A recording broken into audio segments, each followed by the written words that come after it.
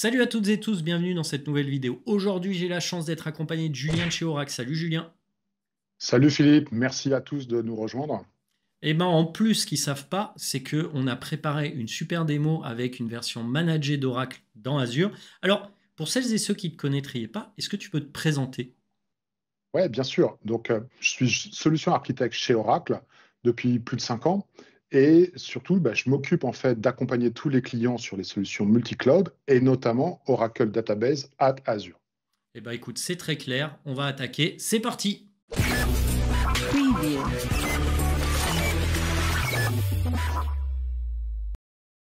Alors, tout le monde connaît Oracle en tant que société qui propose des systèmes de gestion de base de données, mais aussi des ERP à destination des entreprises.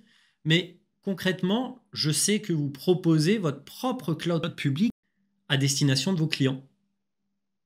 Oui, effectivement, tu as raison Philippe. Depuis de nombreuses années, Oracle propose Oracle Cloud, qui est le cloud public d'Oracle, qui propose un grand nombre de solutions IaaS, PaaS, SaaS, qui permet aux clients de retrouver les solutions de base de données, notamment Exadata et Autonomous Database Serverless. Donc, si je résume tes propos, un client, il peut choisir de stocker dans vos propres data centers ces bases de données plutôt que de s'appuyer sur son infrastructure existante. Ouais, tout à fait, Philippe. Justement, ça permet aux clients de retrouver l'environnement de leur base de données dans Oracle Cloud, de bénéficier de toutes les innovations, de toutes les performances, et puis aussi de conditions tarifaires très intéressantes pour les clients. Et alors justement, Julien, tu viens de parler d'OC, le cloud public d'Oracle, mais il faut savoir que Microsoft propose à ses clients, à nos clients d'ailleurs respectifs, le cloud public Azure. Il y a un partenariat qui a été signé il y a quelques années entre nos deux sociétés, Microsoft et Oracle, pour permettre à nos clients de bénéficier des technologies Oracle dans le cloud public de Microsoft. Est-ce que tu peux nous parler un peu des différents services de gestion de bases de données Oracle qui sont à dispo de nos clients? Bien sûr, avec plaisir. Comme tu l'as dit, la grande nouvelle avec ce partenariat, il a évolué et il permet aujourd'hui de retrouver les services de base de données, donc Exadata Dedicated, Autonomous Recovery Service et Autonomous Database Serverless dans les data centers d'Azure.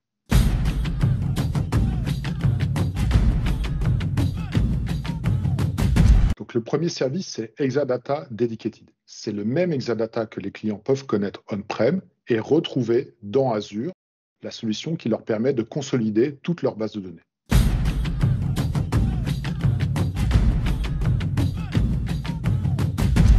La deuxième solution qui a été annoncée il y a peu de temps, c'est Autonomous Recovery Service, qui permet d'avoir des backups en temps réel et immuables. Alors, immuable, immutable, c'est des concepts qu'on connaît bien dans Azure, puisque ça va vous permettre d'avoir des backups de votre base de données Oracle, mais qui ne seront ni modifiables ni supprimables pendant un certain temps. Mais par contre, vous pourrez créer de nouveaux backups, ce qui va vous permettre de vous affranchir de toute attaque qui viserait en premier lieu à supprimer vos bases de données ainsi que les backups associés.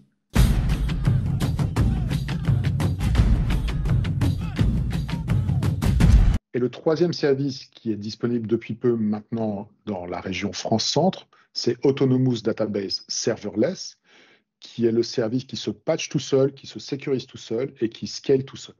Alors, le mot-clé que je viens d'entendre, c'est serverless. Pour moi, ça veut dire, si je ne me trompe pas, Julien, qu'on va instancier la base de données et tout le matériel nécessaire pour qu'elle fonctionne et pour qu'elle réponde aux requêtes des utilisateurs sans que le client final ne s'en soucie. Donc, le serverless, c'est vraiment ça. Ça va être, je ne me soucie pas de l'infrastructure derrière. Je me concentre sur mon cœur de métier qui va être de remplir cette base de données avec mes propres données critiques. Et donc, pour moi, ça ressemble énormément à un service de type Database as a Service. Tu confirmes? C'est exactement ça. Aujourd'hui, on va faire un focus sur ce que vient de vous détailler Julien, à savoir les bases de données Autonomous Database Serverless. Il faut savoir qu'il y a deux types de contractualisation possibles via la Marketplace Azure. La première, c'est tout simplement de faire ce qu'on appelle du Bring Your Own licence. Vous amenez votre licence.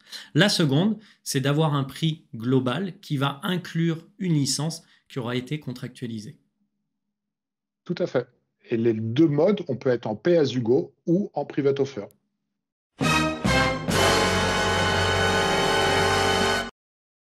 Ici, vous reconnaissez aisément l'interface, on est dans le portail Azure et je vais cliquer sur le bouton Create a Resource qui va me donner accès à la Marketplace de Microsoft. En tapant le mot-clé Oracle, qui est celui qui nous intéresse le plus aujourd'hui, on peut voir qu'Oracle propose déjà ces bases de données, mais sous forme de machines virtuelles dans Azure, avec différentes versions. Sauf que nous, ce qui va nous intéresser aujourd'hui, c'est la fameuse Oracle Database Serverless. Et là, en cliquant dessus, on peut voir qu'on a la version Pay as you go, mais on a aussi la version en Private Offer. Et aujourd'hui, grâce à Julien, on va déployer cette base de données dans la région France-Centre Azure.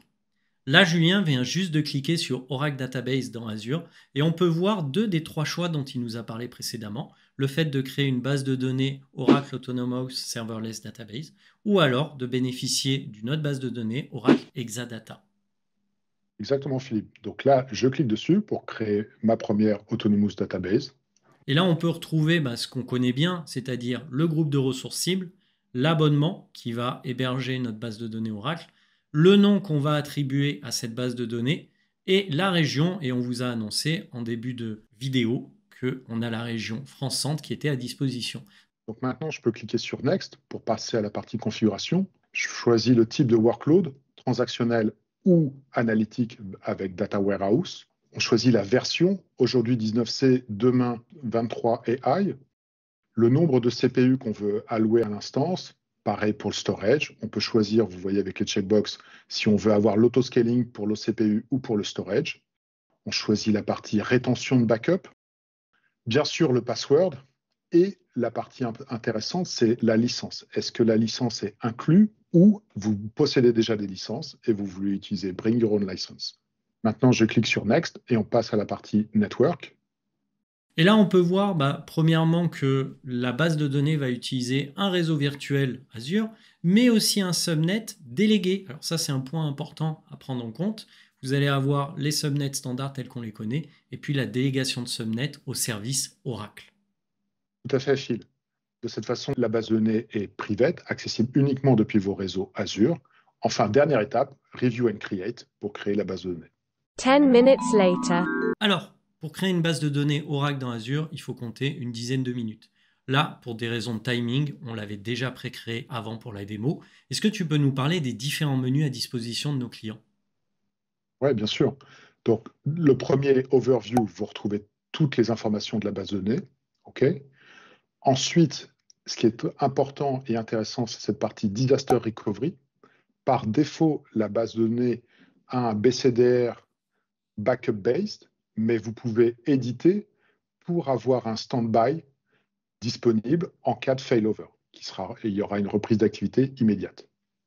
Le deuxième menu, c'est les connexions, qui va vous permettre de retrouver le connection string à utiliser dans votre application ou dans votre utilitaire, et qui vous permet aussi de downloader le wallet qui va contenir les identifiants, donc c'est le password sécurisé pour accéder à la base de données.